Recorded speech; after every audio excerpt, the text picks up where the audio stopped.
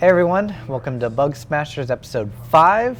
Got my bro here, Mr. Shia LaBeouf, and we're ready to smash some bugs. Let's do it! Let's do it! BUGSMASHERS! Hey everyone, we're here in our fancy dancy, good old multiplayer server, and if you see here, we have the HUD shaking like crazy. Funny enough, we had a little issue with our recording process where when we recorded this, and as you see now, it stopped bouncing, and then when we stopped recording, it started bouncing again. We found a trick where if we don't have the mouse inside the game, it will actually do the shaking. So somehow, it stopped. Somehow the recording process is messing it up. But what happens, regardless if we're unable to capture it, is our helmet from the FPS module is some reason shaking very rapidly. And because it's shaking, and it's causing our HUD to go crazy because our HUD's attached to the helmet. So if the helmet shakes like crazy, the HUD will shake like crazy. And this is a fun little thing that was introduced, I believe, on the Wise integration. So we're switching over our sound system over to Wise from Fmod, and because of that, we had to disable a bunch of sounds so that we could slowly convert them over. We have a whole audio team who's working on that. And in the process, this particular bug has to do with the good old breathing manager. How, you ask? Well, the breathing manager actually looks up. As you can see here, there's some sound stuff disabled until we get to the Wise integration. But the breathing manager will actually get its duration. Here we go. We actually get its duration from either some parameters in an XML or from the sounds themselves. And since, well, the sounds were disabled, the breathing duration is always set to 0. And unfortunately, in our little code here, this controls what the player sees. Or in this case, it's going to control the player helmet so that when he breathes, he's like this. Actually, I think it controls some bones down below, which end up going up. But either way, this messes with the helmet. So when you breathe, it goes like this. So when you breathe in, out, in, out. And unfortunately, if we put a little breakpoint here, our transition is always going to be 0. Our duration is also 0, but because of coding optimizations, this duration is not actually used here, but it is 0. And every frame, we're just getting 0, 0, 0, 0, 0. So what we want to do, oops, got back in the game, is we want to make sure that, for one, we don't want to do any of this stuff unless, why isn't IntelliSense? Of course, everything breaks at the last second. So what I'm going to do, copy this bad boy, and what this does is make sure that our floating point value is above the minimum value that would be recognized by floating point. So I could also use 0, but this is pretty much a standard to use across multiple platforms. Just to make sure that this value, basically if it's greater than 0, then we have a duration. And if we don't, we want to make sure that we reset this lovely value, which controls your view. And if you look in here, if this, what your duration does, it goes, hey, we're gonna update, we're gonna apply an offset so that you breathe in and out based on a couple different parameters, and it's always set to 0, so it's trying to go to the next one, next one, next one, and it just constantly resets. So we're gonna be like, hey, no, stop. We have no breathing duration because apparently our player is dead because our breathing is related to sound.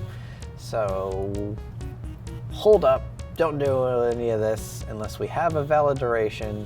Otherwise, set everything to 0 so it doesn't modify any of our offsets. give that a good old recompile through recode. And as you can see, the helmet is no longer jittering, so our HUD stays pretty much static. And if we go out and about, you see the player's kind of moving, but that's from a different issue, but his helmet, for all intents and purposes, is sticking with his head. So if his head moves, his helmet moves the same to lock, so you see the HUD in the same exact place, which is good. Now if we were to actually do the reverse logic to break it, we should see his helmet freak out. And it's kind of hard to tell, but his head is moving independent of the helmet, and that is causing that weird offset. So if we go back in here, you can see that kind of like jerking a little bit. And because of the recording, it kind of slows it down. But if I were to,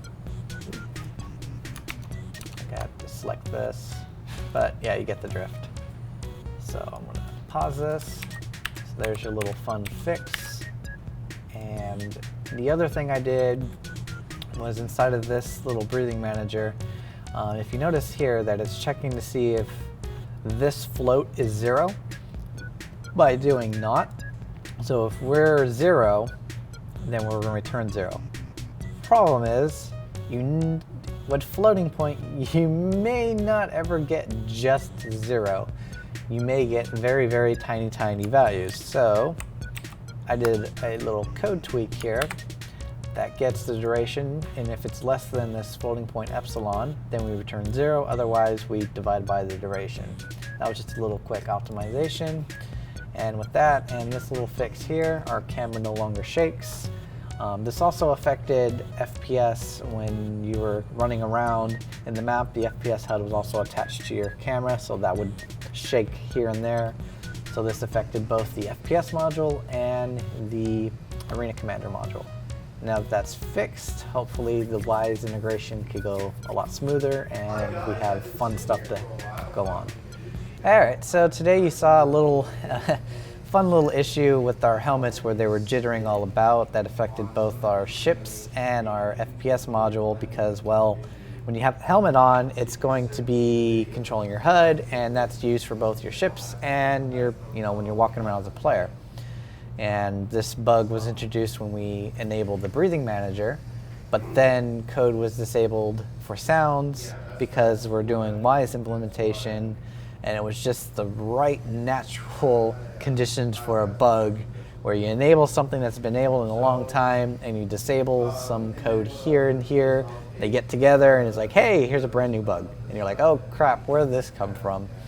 It actually took a while to track this one down because we were also integrating our, large world stuff, and it was like, oh no, is this a 64-bit problem? Is this something else? And then luckily one of the Ilphonic guys was like, hey, this might be the breathing manager, and it was like, holy crap, it is. And then we looked at it and then bam, there it was.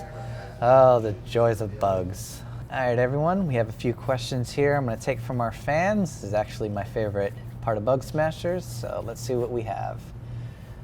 We have one from WopWop0482. He says, I wonder what is the average length of time that a guy can perform work like this before burnout? So that is an interesting little question. It really depends on a lot of factors, like, are we on crunch? How much sleep have we had? Was there bad traffic today? Was there, I don't know, something personal that affected you? Was there a long overhaul? There's a lot of factors that tie into this. I've seen, not only myself, but other developers, where some days you could go, holy crap, it's been 16 hours already, I haven't eaten, but I got a lot done, to, okay, it's 6, I got here at 6, it's 6:10, I need a break. It just depends what you're working on, what the workload is, if you want to work on the thing or you have to work on the thing. It just really depends. But from what I've seen here, most of the time everyone just zones in and then they're like, holy crap, 8 hours have passed, I need to go on lunch, I need to take a break, and then they go back right in. But another factor that ties into this too is, when you're here early in the morning or late at night, you could really zone in on something and then time passes by and you don't really get burned out. But if you get here in the middle of the day and you're trying to work on something, but then someone else comes up to you, or you have a call, or you have a meeting, then you get disorganized because you can't work on that one thing. And then every time you try to work on it, you get bugged and you could get burned out that way. So there's all sorts of reasons why and how you could get burned out. The best thing to do is just take a quick little break, go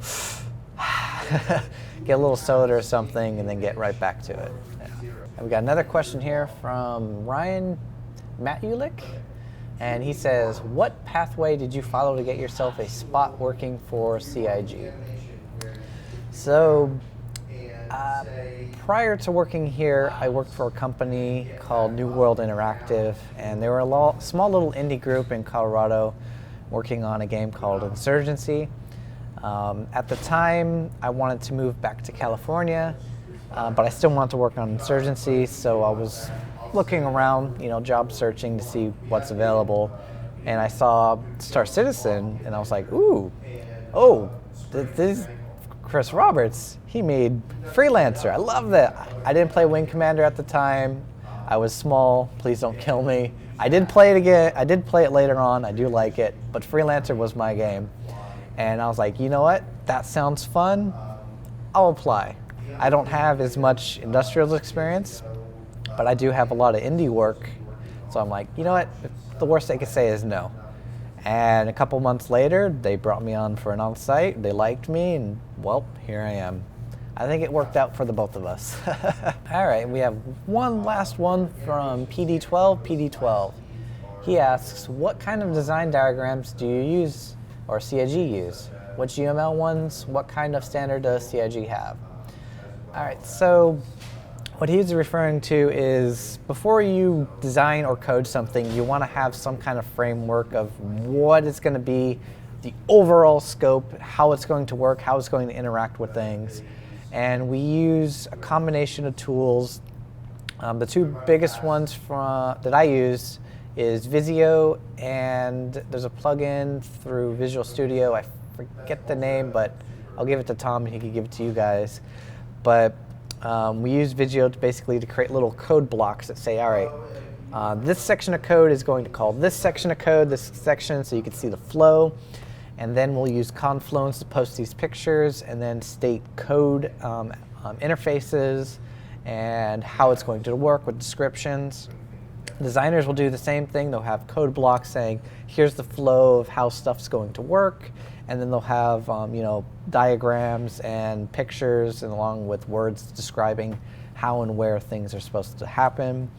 And this will be basically the prototype or design phase, where once this gets approved, then it gets moved on to the design and implementation, which usually gets tasked out by all the lovely producers and leads. And then from there, it gets integrated in as a feature, bug tested by QA, and then eventually given out to you lovely folks. So I hope you guys had some fun with those questions, and if you have any more, I can't wait to answer them next week. Well, I hope you guys enjoyed this week's episode of Bug Smashers. See you next time.